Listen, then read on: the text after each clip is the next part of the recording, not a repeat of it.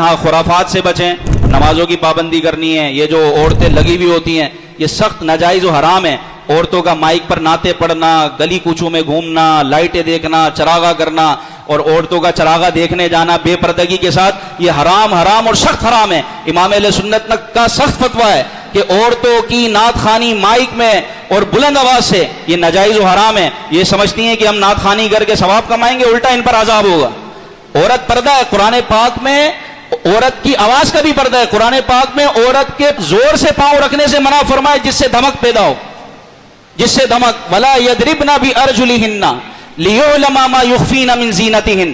قرآن کہہ رہا ہے کہ عورت اپنے پاؤں کو بھی زمین پر ہی زور سے نہ رکھے کہ اس کی آواز دوسرے مرد کو سنے اور اس کے دل میں جو ہے نا کوئی خطرہ لاحق ہو، اس کے دل میں کوئی شہوت کا بیج بوئے، اس کے دل میں کوئی شہوت کا امکان پیدا ہو۔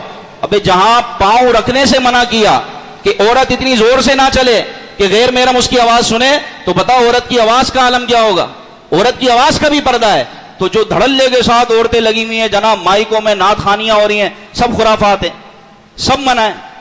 عورتوں کا مائک پر نعت خوانی کرنا، عورت کو اجازت ہے وہ بھی بند کمرے میں، اور ان کی آواز انہی عورتوں تک رہے تو نعت خوانی جائز ہے ان کے لیے، نبی پاک صلی اللہ علیہ وسلم کی نعت خوانی۔ لیکن اگر عورت کی آواز باہر جائے، ناجائز و حرام، جہنم میں لے جانے والا کام۔ یہاں تو جناب گلی کوچوں میں مائک لگے پڑے اور عورتیں نعت خوانی کر رہی ہیں، شدید ناجائز ہے، سخت حرام ہے۔ اس کو کس نے جائز کہا ہے؟ لائٹیں دیکھنے جا رہی ہیں، عورتوں کا کیا کام ہے بھائی چراغے میں؟ سخت حرام ہے۔ ان خرافات کی وجہ سے جو ہے نا اہل سنت بدنام ہوتے ہیں۔ ان کا ربیع النور شریف کے میلاد سے کوئی تعلق نہیں ہے۔ میلاد وہی قبول ہے جو شریعت کے دائرے میں ہو۔ جو شریعت سے تجاوز کرے گا نہ وہ میلاد ہے اور نہ اس پر ثواب ہے، بلکہ الٹا ان کو عذاب ملے گا۔ تو یہ سب باتیں آگے پہنچائے، آگے شیئر کریں۔ میلاد منائے لیکن شریعت کے دائرے میں رہ کر، یہی اصل میلاد ہے۔